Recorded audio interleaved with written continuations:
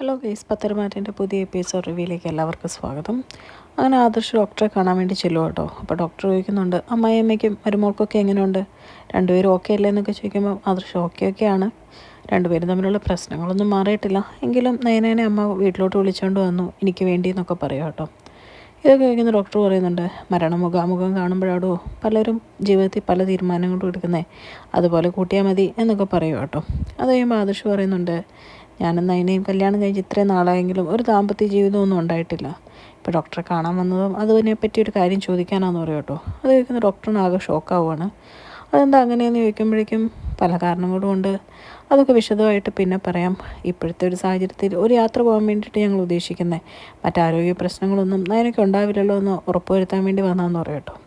ഇത് കേൾക്കുന്ന ഡോക്ടർ ചെറുതായിട്ട് ചിരിച്ചിട്ട് പറയുമോ, ഒരു കുഴപ്പമില്ല, ധൈര്യമായിട്ട് രണ്ടുപേരും പോയിട്ട് വാ, എന്തായാലും ഇതൊരു പുതിയ തുടക്കമാവട്ടെ. മൂർത്തി സാറ് പറഞ്ഞ പോലെ നിങ്ങളുടെ ഒരു കുഞ്ഞിനെ കാണാൻ കുടുംബത്തിൽ എല്ലാവർക്കും ഒരുപാട് താല്പര്യമുണ്ടെന്നറിയാം, എന്തായാലും അതൊട്ടും വെച്ച് താമസിപ്പിക്കേണ്ട, പോയിട്ട് വരാനൊക്കെ പറയും കേട്ടോ.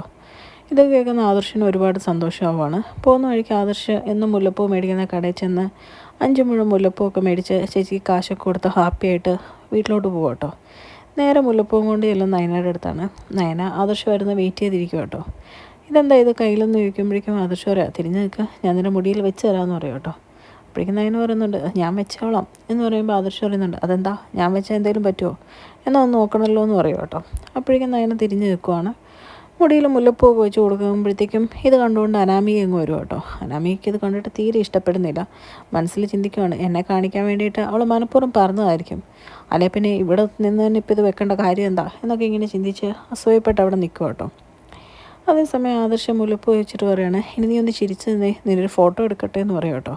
അപ്പോഴേക്കും നയനെ കളിയാക്കി ചോദിക്കുന്നുണ്ട്, അതിന് മുടിയേലല്ലേ മുല്ലപ്പൂ വെച്ചേക്കുന്നത്, ഫോട്ടോ എടുത്ത് എങ്ങനെയാണ് മുല്ലപ്പൂ കാണുന്നത് എന്നിങ്ങനെ ചോദിക്കുമ്പോൾ ആദർശം വരുന്നുണ്ട്, നീ മുടി മുമ്പോട്ടിട്ട് നിൽക്കുക, ഫോട്ടോ എടുക്കാം ചിരിക്കുന്നൊക്കെ പറഞ്ഞ് ആ ഒരു ഫോട്ടോയും സെൽഫിയൊക്കെ ഒരുമിച്ച് നിന്ന് എടുക്കുക കേട്ടോ. ഇതൊന്നും കണ്ടിട്ട് അനാമികയ്ക്ക് തീരെ ഇഷ്ടപ്പെടുന്നില്ല. ദേഷ്യം വന്ന് കലി തുള്ളി അനാമിക അവിടെ നിന്ന് പോവുക കേട്ടോ. അതേസമയം ജാനകി ദേവയാനിയോട് പറയുന്നുണ്ട്, ആദർശിന് എല്ലാ കാര്യത്തിലും അനിയുടെ കാര്യത്തിൽ ഭയങ്കര ശ്രദ്ധയാണ്, പക്ഷേ അവൻ്റെ ദാമ്പത്യ ജീവിതം മാത്രം നല്ല രീതിക്ക് മുമ്പോട്ട് പോകണമെന്ന ഒരു താല്പര്യമില്ല എന്ന് പറയും കേട്ടോ.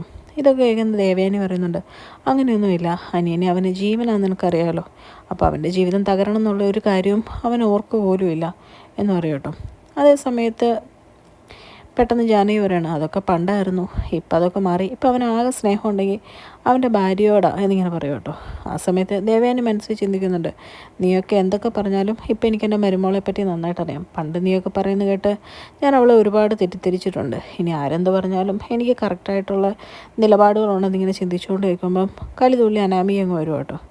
എന്നിട്ട് ജാനകി പറഞ്ഞത് ഏറ്റുപിടിച്ച് പറയുകയാണ്, അത് ശരിയാ, ഇപ്പം അമ്മായിനെ പോലും വലിയമ്മേനെ പോലും ഒരു താല്പര്യമില്ല ആദർശേട്ടന്, ആകെ നയന എന്ന് പറയുന്ന നടപ്പുണ്ട്. ഇപ്പം തന്നെ എന്നെ കാണിക്കാൻ വേണ്ടി അവൾ പറഞ്ഞിട്ട് കുറേ മുല്ലപ്പൂ മേടിച്ച് അവളുടെ തലയിൽ വെച്ച് കൊടുക്കുമായിരുന്നു എന്ന് പറയും കേട്ടോ. ഇത് കേൾക്കുന്ന ദേവേന് പറയാണ്, എനിക്കെൻ്റെ മോനെ വേദനിപ്പിക്കാൻ പറ്റില്ല, അവൾ പോയപ്പം അവൻ എങ്ങനെയായിരുന്നു നിങ്ങളൊക്കെ കണ്ടതല്ലേ, അവസാനം ഭ്രാന്ത് പിടിച്ച് അവൻ ഇതിൽ കൂടെ നടക്കുന്നുണ്ടായി എനിക്ക് സഹിക്കുമോ. ഇതൊക്കെ കേൾക്കുന്ന ജാനകി പറയാണ്, പണ്ട് എന്തെങ്കിലും ഉണ്ടെങ്കിൽ ഏടത്തിയോട് പറഞ്ഞാൽ മതി, ഇപ്പോൾ ഏടത്തിയോട് പറഞ്ഞാലും പറയാത്തതും ഒക്കെ കണക്കാ, അതാ അവസ്ഥ എന്ന് പറയുമ്പോഴേക്കും ദേവേനി പെട്ടെന്ന് പറയുന്നുണ്ട്, ഞാൻ മരണം മുഖാമുഖം കണ്ടിട്ട് വന്ന ആളാണ്, എനിക്ക് ഇനി ആരോടും വഴക്കിനൊന്നും വയ്യ, അതുമാത്രമല്ല എന്നെ സ്നേഹിക്കുന്നവർക്ക് എനിക്കെന്തെങ്കിലും പറ്റിക്കഴിഞ്ഞ് കഴിഞ്ഞാൽ എത്ര വിഷമമെന്ന് ഞാൻ കണ്ടതാണല്ലോ, അപ്പോൾ പിന്നെ അവരെ വേദനിപ്പിക്കാതെ മുമ്പോട്ട് ജീവിക്കണമെന്നേ എനിക്കുള്ളൂ, അല്ലാതെ എനിക്ക് നയനേനെ വലിയ താല്പര്യമൊന്നും ഉണ്ടായിട്ടല്ല എന്നെല്ലാവരുടെയും മുമ്പിൽ ഇങ്ങനെ അഭിനയിക്കുക കേട്ടോ. ആ സമയത്ത് മുത്തശ്ശനും മുത്തശ്ശിയും കയറി വരുവാണ്. അപ്പോഴത്തേക്കും എല്ലാവരുടെയും ഇരിപ്പ് കണ്ടിട്ട് ചോദിക്കുന്നുണ്ട്, എന്ത് പറ്റി. പെട്ടെന്ന് മുത്തശ്ശി അനാമിയുടെ മോൻ നോക്കിയിട്ട് പറയുന്നുണ്ട്, എന്താ മോക്കൊരു വിഷമം എന്നിങ്ങനെ ചോദിക്കുമ്പോഴത്തേക്കും ജാനകി പറയാം, ഒന്നും പറയണ്ട, ഇവിടുത്തെ കാര്യങ്ങളൊക്കെ ഓർത്തിട്ട് മോക്കാകെ വിഷമം എന്ന് പറയുമ്പോഴേക്കും ദേവേന് നടന്ന കാര്യം പറയും കേട്ടോ. ആദർശ് നയനയുടെ തലയിൽ മുല്ലപ്പൂ വെച്ച് കൊടുക്കുന്ന കണ്ടിട്ട് മോക്ക് വിഷമം എന്ന് പറയുകയാണ്. അത് കേൾക്കുമ്പോഴത്തേക്കും മുത്തശ്ശി പറയുന്നുണ്ട്, അതിനെന്താ, മോളനിയോട് പറ, അവൻ മോളുടെ മുടിയിൽ കുറച്ച് മുല്ലപ്പൂ വെച്ച് തരുമല്ലോ. ഇത് കേൾക്കുമ്പോഴേക്കും അനാമിക പറയാണ്, അവൻ ഇതൊന്നും ചെയ്യുകയില്ല, അതാ എൻ്റെ വിഷമം, എന്നെ കാണിക്കാൻ വേണ്ടിയിട്ട് തന്നെ നയനേടത്തി പറഞ്ഞിട്ട് ആദർശമാണ് ഇങ്ങനെയൊക്കെ ചെയ്ത്, ഇങ്ങനെയൊക്കെ ചെയ്യാൻ അവർക്കൊരു നാണോ മാനവും ഇല്ലേ, എല്ലാവരും കാണുകയാണോ ഇതൊക്കെ ചെയ്യണ്ടേ എന്നൊക്കെ ഇങ്ങനെ ചോദിക്കും കേട്ടോ.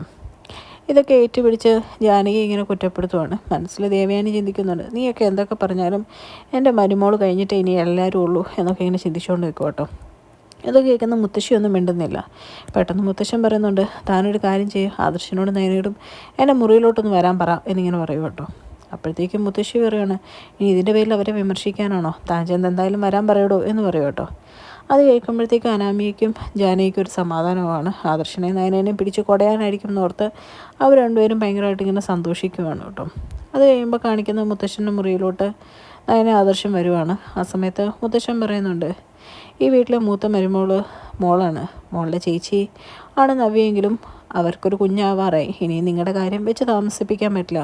ഒരിക്കലൊരു യാത്ര തുടങ്ങിയത് അത് പാതി വഴിക്ക് നിന്നല്ലോ. ഇനി എന്തായാലും രണ്ടുപേരും കൂടി ഒരു യാത്രയൊക്കെ പോയിട്ട് വാ എന്നിങ്ങനെ പറയും കേട്ടോ. ഇതൊക്കെ കേൾക്കുന്ന ആദർശനും നയനയ്ക്കും ഒരുപാട് സന്തോഷമാവുകയാണ്.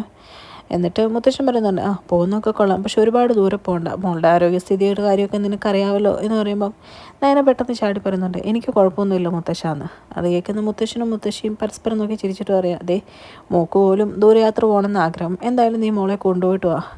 പിന്നെ നീ എങ്ങനെയാണോ അമ്മയെ സ്നേഹിക്കുന്നത് അതുപോലെ തന്നെ മോളെയും സ്നേഹിക്കേണ്ട കടമയുണ്ടെന്നുള്ളത് നീ മറക്കരുത് എന്നൊക്കെ പറയാം കേട്ടോ. ഇതൊക്കെ കേൾക്കുന്ന ആദർശം എനിക്ക് ഒരുപാട് സന്തോഷമാവാണ്. അത് കഴിയുമ്പം ഇറങ്ങാൻ നേരത്തെ ആദർശം ചോദിക്കുന്നുണ്ട്, അല്ല മുത്തശ്ശ, ഇത് ഞാൻ അമ്മയോട് പറയണോ അതോ മുത്തശ്ശൻ അമ്മയോട് പറയുമോ എന്ന് ചോദിക്കുമ്പോഴേക്കും മുത്തശ്ശൻ പെട്ടെന്ന് ചാടി എഴുന്നേറ്റിട്ട് പറയാം, എടാ നിന്നെ ഞാൻ കമ്പനി ഏൽപ്പിച്ചു, ഇനി കുറച്ച് കഴിയുമ്പോൾ ഈ കുടുംബം ഏൽപ്പിക്കും, അതിനുള്ള ചങ്കൂറ്റം നിനക്കുണ്ടെന്നുള്ള വിശ്വാസത്തിൽ ഞാനിതൊക്കെ ചെയ്യുന്നത്. അപ്പോൾ ഞാൻ വേണോ നിൻ്റെ അമ്മയോട് ചോദിക്കാൻ, നീ തന്നെ ചെന്ന് ചോദിക്കടാ എന്ന് പറയും കേട്ടോ. അത് കേൾക്കുമ്പോഴേക്കും ആദർശ് ചെറുതായിട്ടൊന്ന് ചമ്മി പോവാണ്. അതേസമയം ദേവയാനി എല്ലാ കാര്യവും ഓർത്തിങ്ങനെ സന്തോഷിച്ചിരിക്കുമ്പോഴത്തേക്കും ആദർശം അങ്ങ് വരുവാണ് കേട്ടോ. എന്നിട്ട് ദേവയാനിയോട് ഇങ്ങനെ വെപ്രാളപ്പെട്ട് പറയാണ്, അതെ അമ്മേ, ഞാനല്ല മുത്തശ്ശൻ പറഞ്ഞിട്ടാ. മുത്തശ്ശൻ എന്ത് പറഞ്ഞിട്ട് എന്നിങ്ങനെ ദേവയാനി ഒന്നും അറിയാത്തോളൂ ചോദിക്കും കേട്ടോ. അല്ല, ഞാനൊന്ന് അതിനെയും കൂടെ ഒരു യാത്ര പോകണമെന്ന് പറയുമായിരുന്നു, അന്ന് ആ യാത്ര പോകാനിരുന്നപ്പോഴാണല്ലോ അമ്മ ഹോസ്പിറ്റലായത് എന്നിങ്ങനെ പറയുമ്പോൾ ദേവയാനി പറഞ്ഞു, ഹോസ്പിറ്റലായതുകൊണ്ടല്ലോ യാത്ര പോകാതിരുന്നത്, ഞാൻ നിനക്ക് വേണ്ടിയിട്ടൊരു നേർച്ച എന്നായിരുന്നു, നിനക്ക് വ്രതമായിരുന്നുകൊണ്ടല്ലേ എന്നിങ്ങനെ ചോദിക്കും കേട്ടോ. അപ്പോഴേക്കും ആദർശം പറയും, അതെ അതുകൊണ്ടാണ്, എനിക്ക് താല്പര്യം ഉണ്ടായിട്ടല്ല, മുത്തശ്ശൻ പറഞ്ഞുകൊണ്ടാ എന്നിങ്ങനെ പറഞ്ഞ് കിടന്ന് ഉരുളുവാണ് കേട്ടോ. അപ്പോഴേക്കും ദേവേനി പറയുന്നുണ്ട്, നിനക്ക് താല്പര്യമില്ലേ പോകണ്ട എന്ന് പറയുമ്പോഴത്തേക്കും ആദർശ് എന്നാൽ ശരി, ഞാൻ മുത്തശ്ശനോട് പോയി പറഞ്ഞേക്കാമെന്ന് പറഞ്ഞ് പയ്യെ സങ്കടപ്പെട്ട് തിരിച്ച് നടക്കും കേട്ടോ.